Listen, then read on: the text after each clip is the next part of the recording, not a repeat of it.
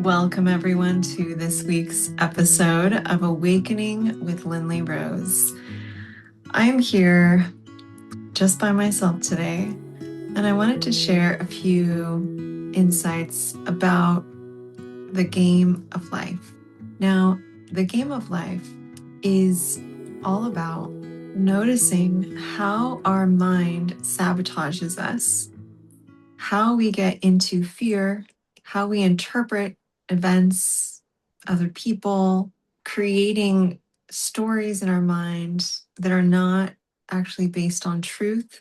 They're just based on interpretation. And how this actually is part of the protective part of our brain to keep us safe. We all have this protective part that is trying to keep us safe. And so if we learned early on that love is not safe, then we feel much better being single than being in a relationship.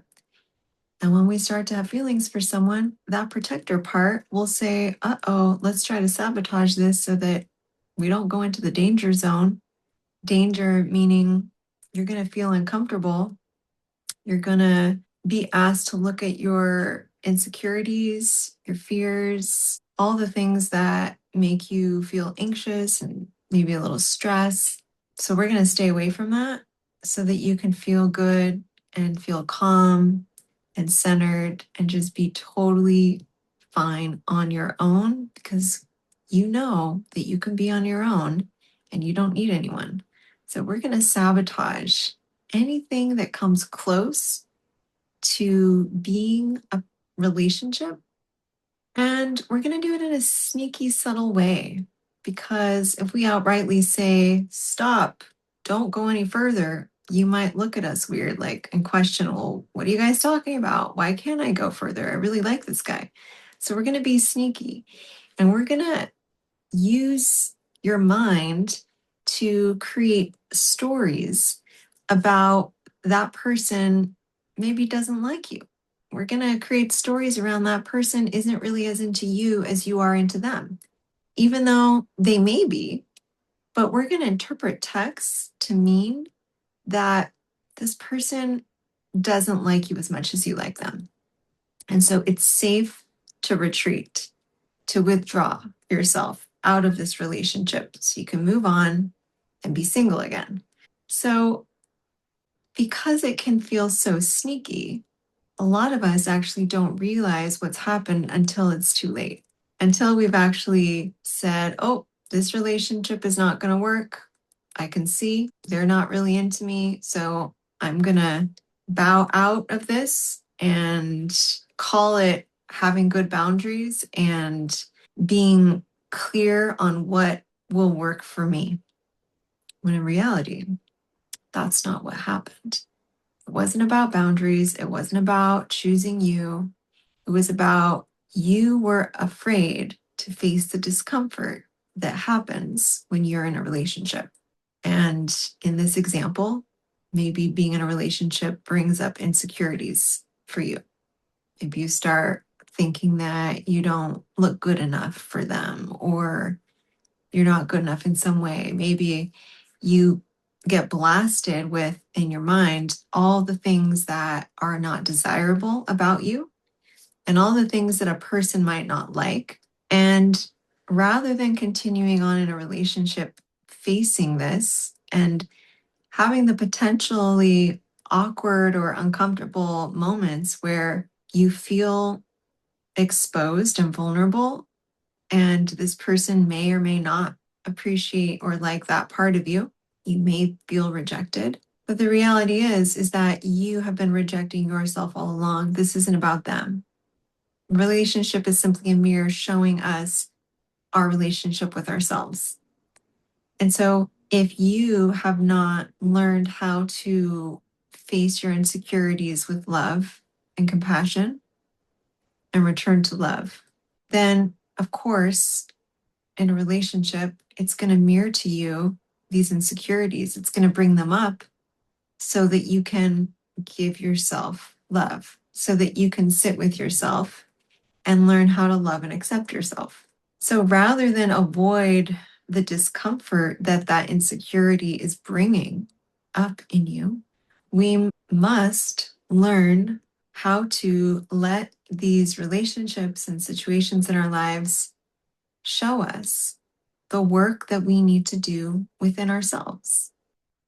And if we choose to let go of relationships and close the chapter because of imagined reasons why it's not going to work, which your mind comes up with, maybe they sent you a text that you didn't like how you interpreted it. And without even having a conversation, you just made an assumption they don't want to be with you. So you might as well break up.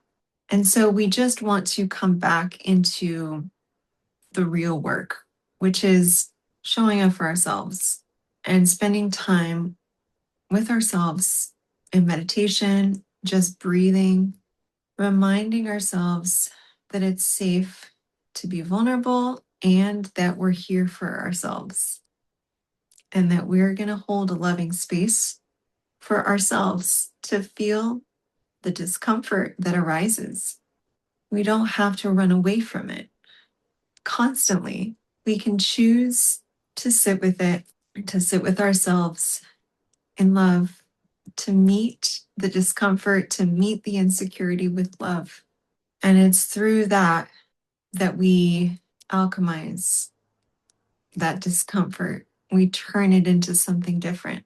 It is able to transform into love, into a stronger relationship with ourselves, self trust.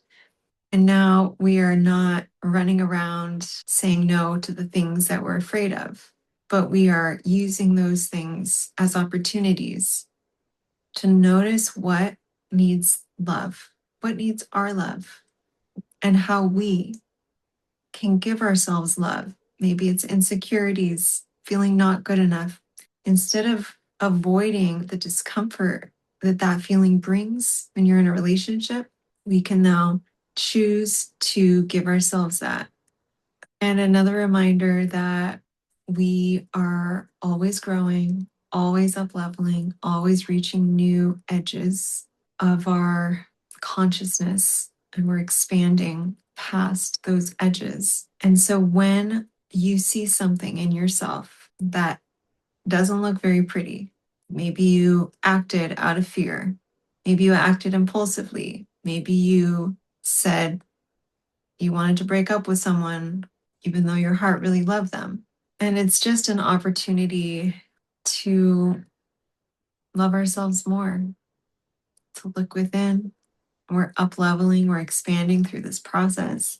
We're having compassion for ourselves, realizing that those are the moments, those times when we act out of fear that are showing us something powerful. It's not anything to be ashamed of or to hide or to feel bad about, but it's actually yourself is growing. It's evidence that you're growing.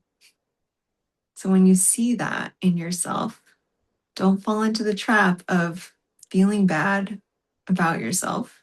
Notice what that brings up in you. Have love and compassion for your old self. And now you get to embody a new way of being. Now you get to come back to yourself and give yourself love instead of trying to get it from the outside and from different things and addictions and relationships and thinking you need something externally, external validation. But now we are choosing to give ourselves the thing that we're seeking out there. You can literally just sit with yourself every day and spend time checking in with yourself. I love you. Tell yourself you love yourself. Look at your patterns, look at your unconsciousness, look at how you avoid your fears, how you avoid feeling uncomfortable and insecure. Life is giving you the opportunities to face your fears.